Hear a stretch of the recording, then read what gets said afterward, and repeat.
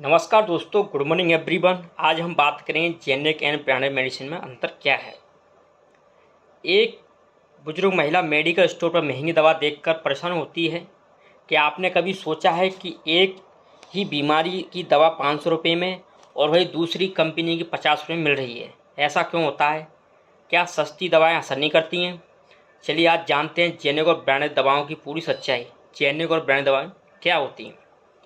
Generic दवाएं वो होती हैं जिसमें वही इंग्रेडिएंट होता है जो ब्रांड दवाओं में होता है, यानी जो शरीर पर असर डालता है वो एक ही जैसा होता है, फर्क सिर्फ नाम और पैकेजिंग का होता है।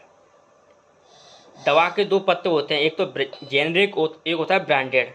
दोनों में लिखा है पैरासिटामोल 500 mg।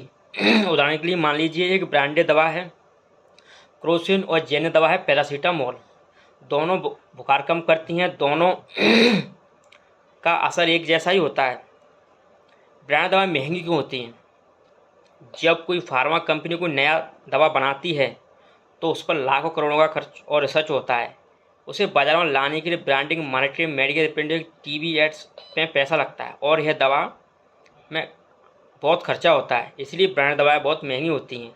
जेनेरिक मेडिसिन सस्ती क्यों होती हैं? जेनेरिक दवाएं उन कंपनियों द्वारा बनाई जाती हैं जिनके पास रिसर्च या खर्चा नहीं होता है। वो सिर्फ फॉर्मूला लेते हैं और दवा बनाते हैं बिना किसी बड़े प्रचार या ब्रांडिंग के। यही वजह है कि 80 से 90% दवाएं जेनेरिक सस्ती होती हैं। अगर ये ब्रांडेड दवाएं 100 रुपये की होती हैं तो जेनेरिक दवाएं 10 से 15 रुपये में मिल जाती हैं।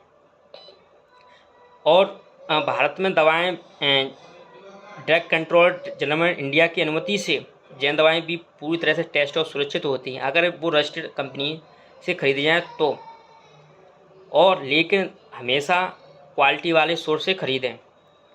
अब हम बात जानेंगे जेनेरिक दवाएं कहाँ मिलती हैं। भारत सरकार ने उन जन औषधि केंद्र खोले हैं जहाँ पर ब्रांड दवाओं के जेनेरिक वर्जन 70 से 80% सस्ते मिलते हैं।